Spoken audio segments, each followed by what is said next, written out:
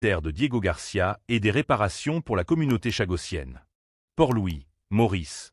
Le mouvement politique Lali, fer de lance de la lutte pour la souveraineté de l'île Maurice et les droits des populations indigènes, relance une fois de plus la question du statut de l'archipel des Chagos. Cette fois, il intensifie sa pression pour obtenir la fermeture de la base militaire américaine de Diego Garcia et exiger des réparations pour la communauté chagossienne, déportée dans les années 1960 à 1970 lors de la construction de cette base stratégique. Ce cri de protestation prend une ampleur significative avec la remise d'une pétition au Premier ministre mauricien, signée par 20 organisations, représentant une large coalition de la société civile mauricienne. Une démarche qui marque un tournant dans un dossier vieux de plusieurs décennies et dont les ramifications vont bien au-delà des frontières de l'île. Un héritage colonial complexe et douloureux.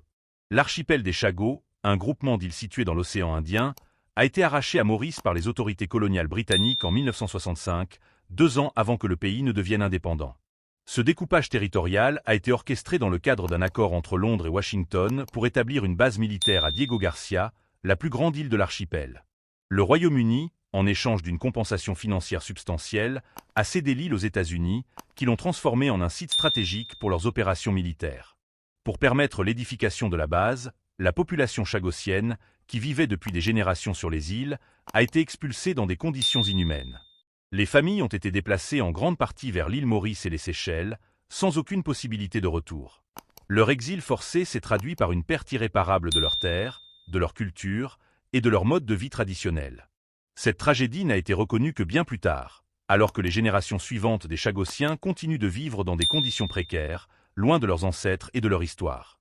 La base militaire de Diego Garcia, un symbole de domination et de non-reconnaissance. Aujourd'hui, la base militaire de Diego Garcia demeure l'une des installations les plus stratégiques de l'armée américaine, utilisée pour des missions militaires au Moyen-Orient et en Asie. Elle représente pour les États-Unis un atout géopolitique majeur, mais pour les Chagossiens, elle symbolise l'injustice et l'oppression qui leur ont été infligées. La présence militaire sur l'île est un obstacle permanent à la restitution de l'archipel à Maurice et au retour des Chagossiens sur leurs terres. En effet, malgré les décisions des Nations Unies, les États-Unis et le Royaume-Uni continuent de refuser toute négociation sérieuse sur la souveraineté de l'archipel, en se retranchant derrière des arguments de sécurité nationale et de défense stratégique. Lali, une voix puissante pour la restitution et la réparation.